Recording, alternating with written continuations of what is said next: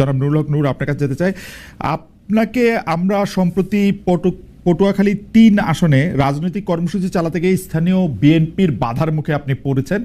বাধার মুখে পড়ার পরে আপনার সাথে কথোপকথন আইন শৃঙ্খলা বাহিনীর, সেটা আমরা দেখেছি। সেইটার ক্ষেত্রে আইন শৃঙ্খলা বাহিনীর অনুরোধের ক্ষেত্রে আপনাকে আমরা এক ধরনের এই শব্দটা আমি একটা ড্যাশ রাখলাম, ওই শব্দটা আপনি একটু বসায় নিয়েন। ওইটার মধ্যে থেকে আপনি তাদেরকে তাদেরকে বুঝাতে চেয়েছেন যে আপনি যেইভাবে বলবেন সেইভাবেই তাদের চলতে হবে। এক পর্যায়ে আমরা অসহায় দেখতেছিলাম আইন শৃঙ্খলা পরিস্থিতির, যে আইন শৃঙ্খলা বাহিনীর লোকজনরে। এইরকমটা কেন? আসলে বিএনপির উপরে আপনি দায় দিয়েছেন, বিএনপির লোকজনের সাথে বা বিরুদ্ধে আপনি কথা বলেছেন, এবং আপনার মতো করে আপনি এটা পরিচালিত করতে চেয়েছেন, সেটা কেন? ইজ ইট লাইক জনাব নুরুল হক নূর? না, এখানে আমার মনে হয় যে প্রথমত হচ্ছে আমি আপনাদেরকে ধন্যবাদ জানাই, শামীম ভাইকে, দর্শকদেরকে শুভেচ্ছা যে আপনি হয়তো পুরো ঘটনাটাই জানেন নাই।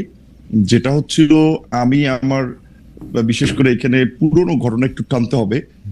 বিএনপি তার মিত্রদের মধ্যে 6 জন জাতীয় নেতার এলাকায় চিঠি দিয়েছে বিএনপির, স্থানীয় বিএনপিকে, তাদের এলাকায় তাদেরকে সহযোগিতা করার জন্য। যদি এটা অফিসিয়ালি আলাপ আলোচনার মাধ্যমে আমাদের সাথে হয় নাই, তো আমি লক্ষ্য করেছি যে সেই চিঠি দেওয়ার পর থেকেই, বিশেষ করে গত বছর এই 5ই আগস্টের পরে সেপ্টেম্বরে যখন আমি এলাকায় যাই, প্রথমে আমার জেলায় একটা প্রোগ্রাম ছিল সম্ভবত সেপ্টেম্বরের শুরুতে, সেই সমাবেশে আসার পথেই আমার লোকজনের গাড়ি ভাঙচুর করে সেখানকার বিএনপির আপনার স্থানীয়ভাবে মনোনয়ন প্রত্যাশী ঢাকা বিশ্ববিদ্যালয়ের ছাত্র দলের সাবেক সভাপতি জনাব হাসান মামুন সেই গত বছরের সেপ্টেম্বর থেকে শুরু করেছেন।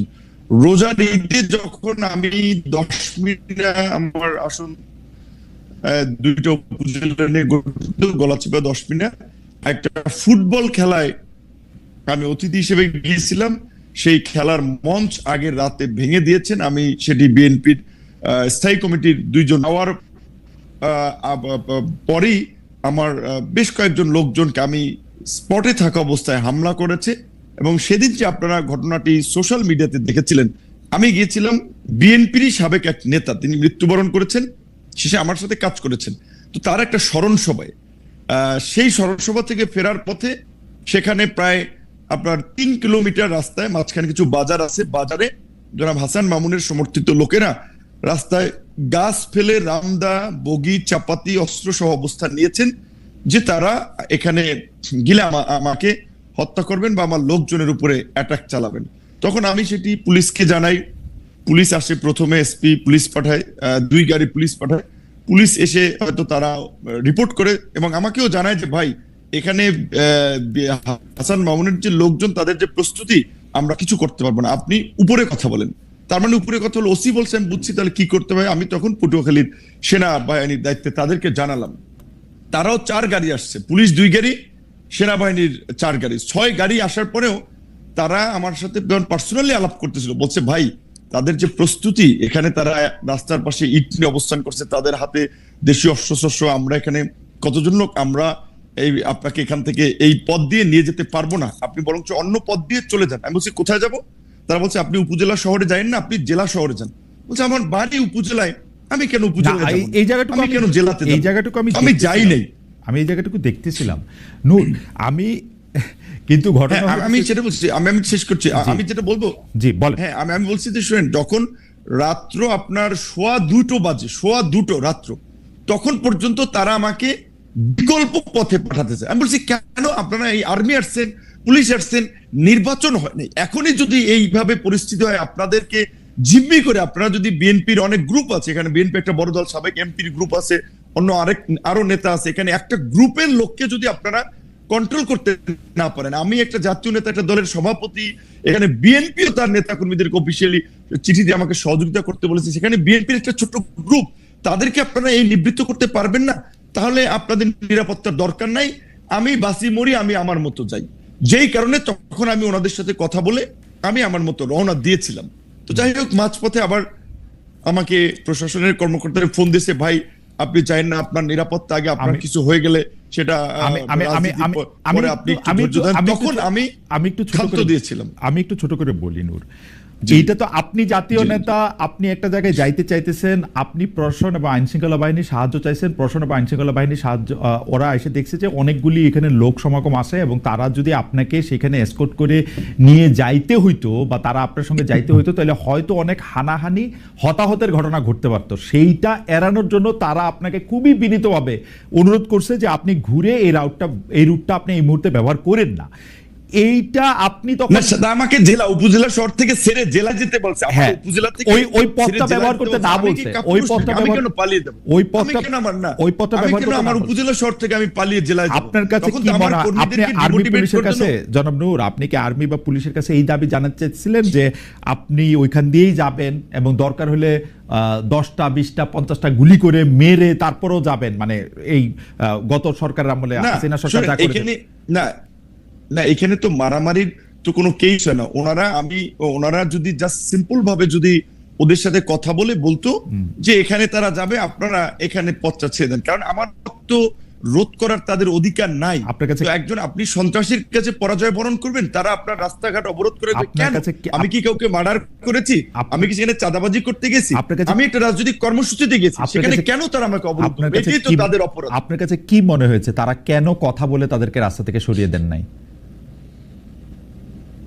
প্রশ্নে। এখানে আমি যতদূর জানতে পেরেছি তারা বলেছে ডিসি সাহেবের অনুমতি নাই।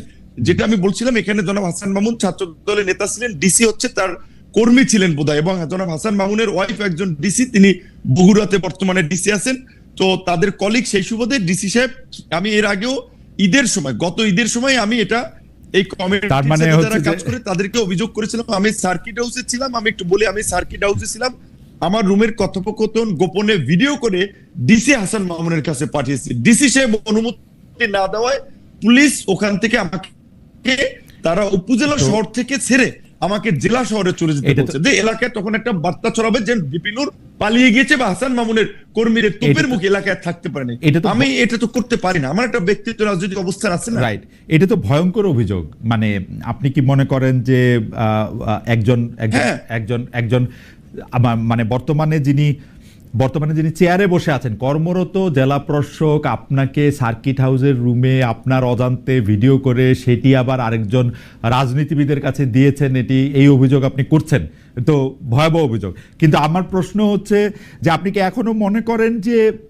এটা শুনেন, রেজওয়ানা আপা, আপনি আসিফ নজরুল স্যার, উপদেষ্টা আসিফ নজরুল, রেজওয়ানা, সালেউদ্দিন সাহেব, 3 উপদেষ্টা, জনপ্রশাসনের মোখলেস সাহেবকে আমি গত ঈদে, ক্যাবিনেট সেক্রেটারিকে, সবাইকে আমি অবহিত করেছি বিষয়টি।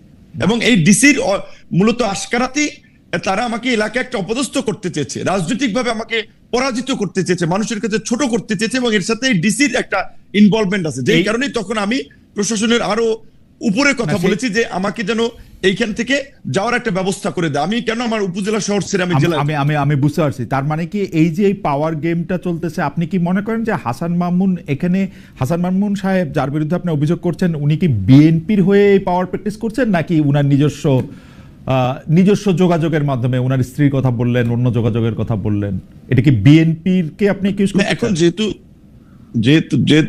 ধরেন, এটা আপনি জানেন, বিএনপি আওয়ামী লীগের মতো দলগুলোতে পদে থাকলে নেতার পিছে মৌমাছির চাকের মতো লোক থাকে, পদে না থাকলে 5 জন লোক তার পিছনে হাঁটে না। তো তিনি যে কেন্দ্রীয় নির্বাহী কমিটির সদস্য, সেই সুবাদে তিনি মনোনয়ন চান, এলাকায় একটা গ্রুপ তার পক্ষে আছে, তো স্বাভাবিকভাবে তিনি তার রাজনৈতিক পদবি ব্যবহার করি। এবং আমি আপনাকে এইটুকু বলি, এই ঘটনা ঘটবে এটা আমি যখন জানতে পারি, আমি দুপুরবেলা, আমি আপনার এখানে নাম না বললাম, বিএনপির একজন স্থায়ী কমিটির সদস্যকে জানিয়েছিলাম যে এলাকায় এই পরিস্থিতি ঘটবে এবং হতাহতের পরিস্থিতি ঘটতে পারে, কাজেই আপনারা তাকে থামান। আমি আমার এলাকায় প্রোগ্রাম করতে পারবো না, আওয়ামী লীগ আমলেও তো আমাকে এইভাবে বাধা দেয়নি। এমনকি ওই দিন সন্ধ্যায় চর বিশ্বাস, আমার নিজের ইউনিয়ন, সেখানে বাজারের পাশাপাশি 2টো মিটিং হচ্ছিল, বিএনপির একটা মিটিং, আমাদের দলের একটা মিটিং, সেখানে চেয়ার সরাসরি হয়েছে, হাতাহাতি হয়েছে।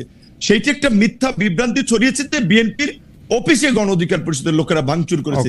এই অভিযোগ তুলে গলাচিপা 10 দিনের 2 উপজেলায় আমার 17টি অফিস ভাঙচুর করেছে, রামদা দিয়ে কুপিয়েছে, ব্যানার, ফেস্টুন, পোস্টার গুলো ছেড়েছে। আমি বিএনপির শীর্ষ নেতাদেরকে বলেছি আপনারা একটা নিরপেক্ষ তদন্ত করুন, কিন্তু দুঃখজনক এই গত কয়েকদিনেও এখন পর্যন্ত একটা তদন্ত আমি দেখি নাই। এবং আপনারা একটু আপনার কাছে কি কিঞ্চিত মনে হয়, নূর, আপনার কাছে কি কিঞ্চিত মনে হয় যে আপনার প্রতি যে বিএনপির ভালোবাসা সেটা একটু কমেছে? হ্যাঁ, হতে পারে, কারণ ধরেন বিএনপি আওয়ামী লীগের মতো বড় দলগুলোতে আওয়ামী লীগের সময় দেখেছেন না, একদিকে নৌকা একজনকে দিয়েছে, আবার স্বতন্ত্র আরেকজনকে ডামি ক্যান্ডিডেট দাঁড় করিয়ে দিয়েছে যে তুমি যদি জয়লাভ করে আসতে পারো তাহলে ঘরের ছেলে আমরা ওয়েলকাম। এখন একদিকে হ্যাঁ রাজনৈতিক মিত্রতার জায়গা থেকে হয়তো বিএনপি আমাকে এই আসনে তারা সহযোগিতা করার কথা বলেছে, আবার দিকে তাদের দলীয় ক্যান্ডিডেটও মাঠে নামিয়ে আমাকে একটা বেইজ্জতি করার জন্য, লাঞ্ছিত করার জন্য বা হামলা মামলা করার একটা পরিবেশ তৈরি করেছে। এবং আমি যতদূর জানি এটা একটা লোকাল এখানে বড় ধরনের একটা গ্রুপ এবং কেন্দ্রীয় কেউ তাকে সাপোর্ট দিচ্ছে। তো এবং এটা বিএনপির আমি এইটুকু বলবো টপ লিডার থেকে শুরু করে সবাই জানে। তো গত বছরের সেপ্টেম্বর থেকে এই পরিস্থিতি চলছে, সেহেতু তারা তো কোনো পদক্ষেপ নেয় নাই, তাহলে তো অবশ্যই এটা বোঝাচ্ছে যে বিএনপির কোনো অংশের সিগন্যাল ওইদিকে আছে, এটা তো বাস্তব। এটা এই পর্যায়ে এইটা আমাদের শেষ মন্তব্য। আমাদের কয়েকজন দর্শক এরকম মন্তব্য করছেন যে আপনি কখনো অন্তর্বর্তী সরকারের প্রশংসা করছেন, কখনো কঠোর সমালোচনা করেছেন, বিএনপির বিরুদ্ধেও আপনার অবস্থান এক এক সময় এক এক রকম হচ্ছে। সেটা কি আপনার রাজনৈতিক সুবিধাটাই এখানে আপনি প্রধান বিবেচনায় নিতেছেন?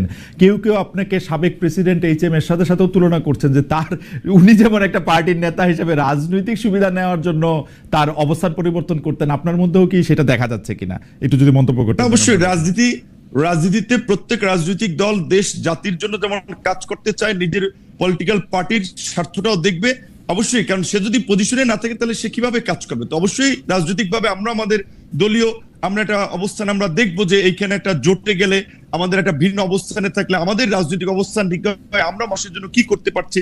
আমরা শুরুর দিকে এই সরকারকে বলছিলাম যে এই সরকার 2 বছরের জন্য একটা জাতীয় সরকার করেন, 2 বছরের জন্য তারা করে নাই, যেই কারণে আমরা পরবর্তীতে সরকারকে সেই 2 বছরের জন্য সাপোর্ট দেই নাই। আমরা বলেছিলাম যে আপনার নির্বাচনের প্রশ্নে জাতীয় ঐক্যমতের ভিত্তিতে একটা নির্বাচনী রোড ম্যাপ দেন, অনেকদিন ধরে সেটা দেয় নাই, যেই কারণে বিএনপির সাথে যেহেতু আমরা যুগপৎ আন্দোলন করেছি এবং আপনারা দেখেছেন আমার রাজপথের গত 7-8 বছরের ভূমিকা অনেক প্রবীণ রাজনীতিবিদরা 70 বছরেও এই দেশে ছিল না, এইটুকু আমরা চ্যালেঞ্জ দিয়ে বলতে পারবো। সেইখানে আমরা বিএনপির সাথে যেহেতু ছিলাম, যুগপৎ আন্দোলন করেছিলাম, বিএনপির সাথে আলাপ আলোচনায় বিএনপি বলেছে দেশের বাস্তবতায় তারা ডিসেম্বরের মধ্যে নির্বাচন চায়।